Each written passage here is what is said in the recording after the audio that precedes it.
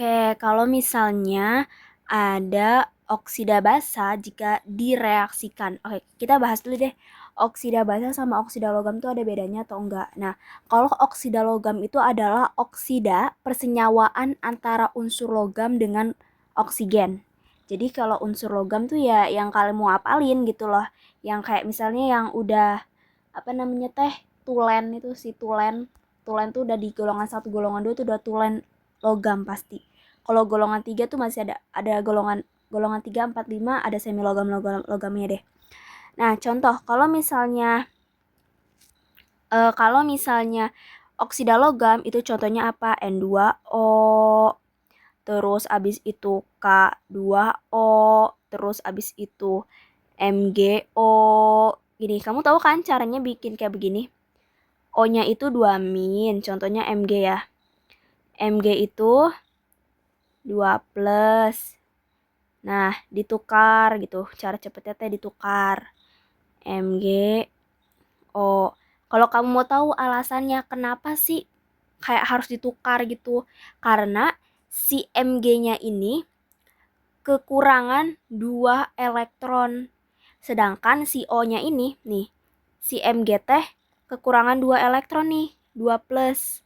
Nah, terus si elektron teh kelebihan 2 elektron. Ya udahlah dia bisa bergabung teh saling melengkapi gitu. Nah,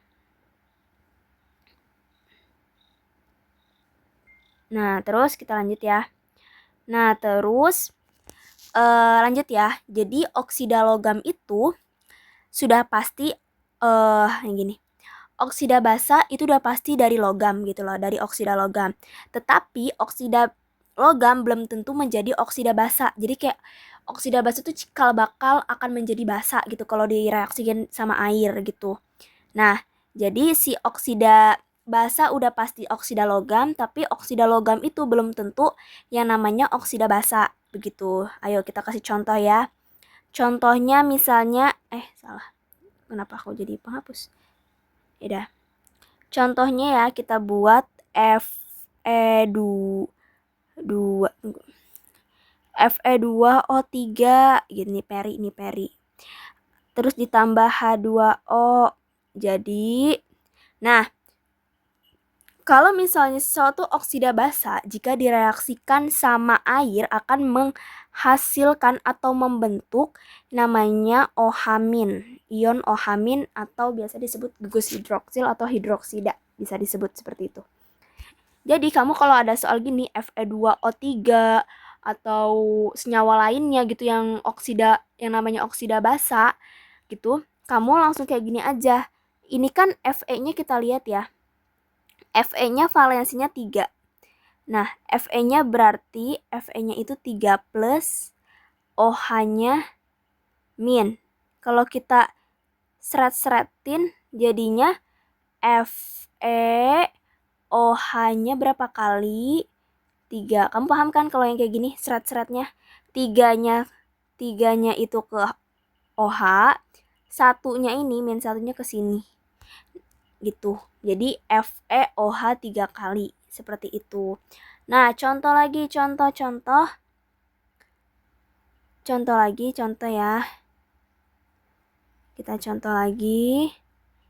Nah, misalnya yang terakhir ya. Contohnya ZNO ya. Contohnya ZNO plus H2O. Jadinya Zn kita lihat.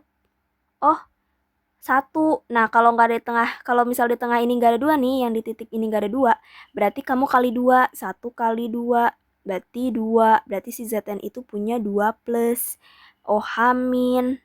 Tinggal diseret-seretin aja. Jadi Zn OH 2 kali. Seperti itu ya. Semoga paham ya. Terima kasih.